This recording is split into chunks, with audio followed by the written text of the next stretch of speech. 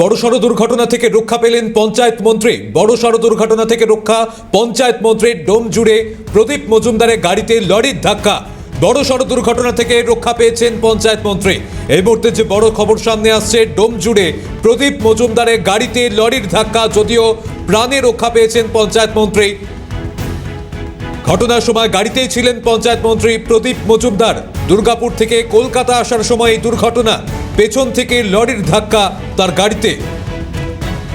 প্রতিনিধি দেবকুমার দেও আমাদের সঙ্গে রয়েছেন। দেবকুমার, ঠিক কি ঘটনা ঘটেছিল? এই মুহূর্তে পঞ্চায়েত মন্ত্রীর শারীরিক অবস্থা কেমন রয়েছে?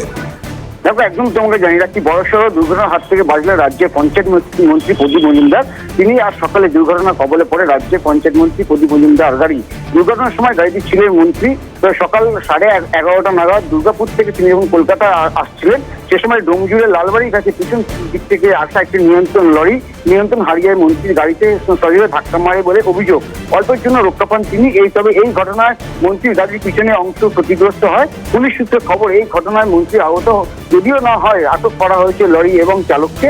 পরে মন্ত্রী কি সুস্থভাবে অন্য গাড়ি করে কলকাতায় পাঠানো হয়, এমনটা কিন্তু পুলিশ সূত্রে খবর পাওয়া যাচ্ছে। সমদীপ, এই মুহূর্তে এখানে একটা প্রশ্ন তোমার কাছে রয়েছে যে দেবকুমার, মন্ত্রী তিনি কি কোনো অনুষ্ঠানে যাচ্ছিলেন?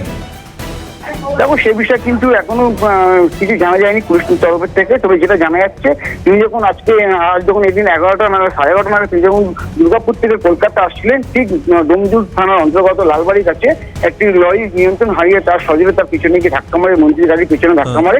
সেই সময় গাড়ির পিছনে যে অংশটি পুরো দুমড়ে মুচড়ে যায় এবং মন্ত্রীকে সে সময় গাড়ি থেকে উদ্ধার করে অন্য গাড়ি করে তাকে কলকাতায় পাঠানো হয়, এমনটা কিন্তু পুলিশ সূত্রে খবর। পরবর্তী পরিস্থিতির উপর নজর রাখো দেবকুমার। আপাতত ধন্যবাদ জানাচ্ছি তোমাকে।